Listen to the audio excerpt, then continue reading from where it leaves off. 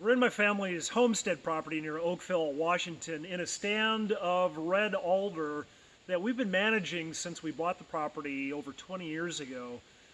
This stand of alder naturally regenerated following clear-cut harvesting just before we bought the land, but we have pre-commercially thinned it twice over the past 20 plus years.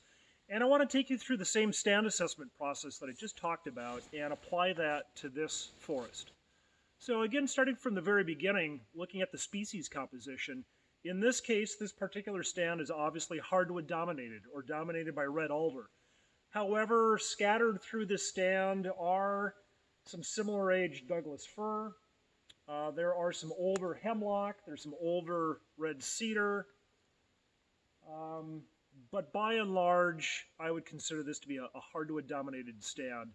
I would also consider it to be fairly homogeneous.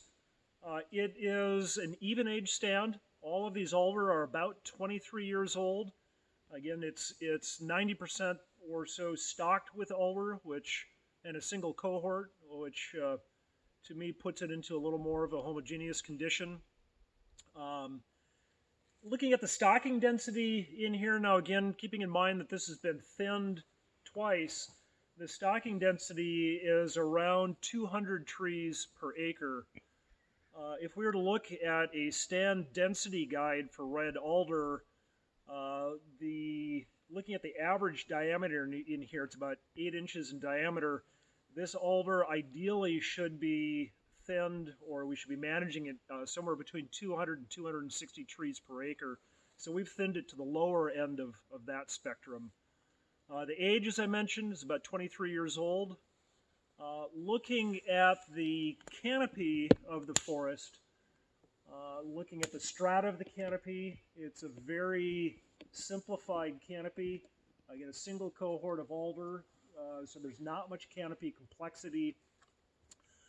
Looking at the crown placement of each of the trees and the live crown ratio, given the fact that this stand has been pre-commercially thinned twice, the live crowns on most of the trees, in particular the dominant and co-dominant trees, still easily exceed 35–40%, which tells me that each of the trees here are in a very robust growing condition. I have thinned most, if not all, of the defect out of this stand, so the timber quality is very high.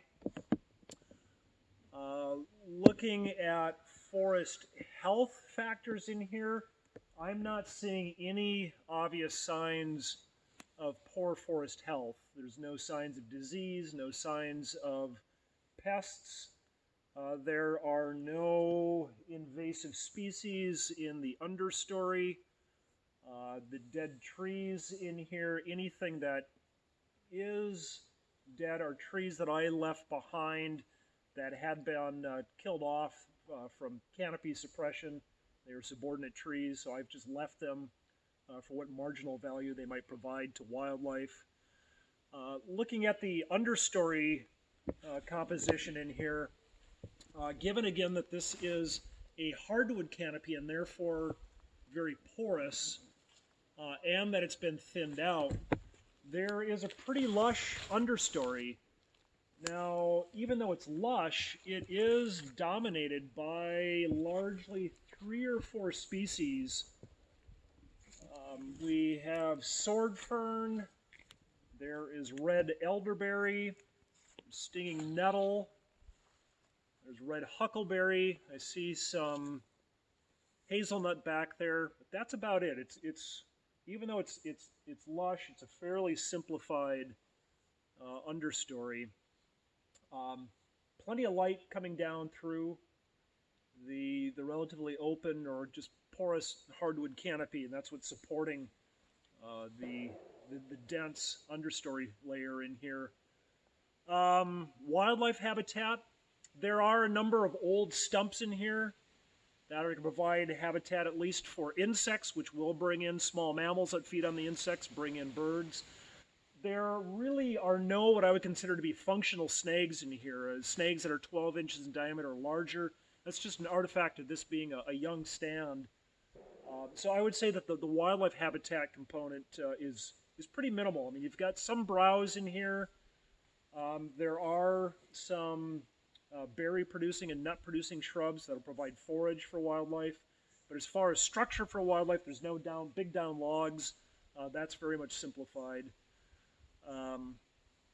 The aspect in the topography, first of all, it's a fairly flat area right where we're at. We have a southern aspect, which means that it will be a little bit drier here than if we were on the north side of the hill. Soils, again, I already know the soils are clay.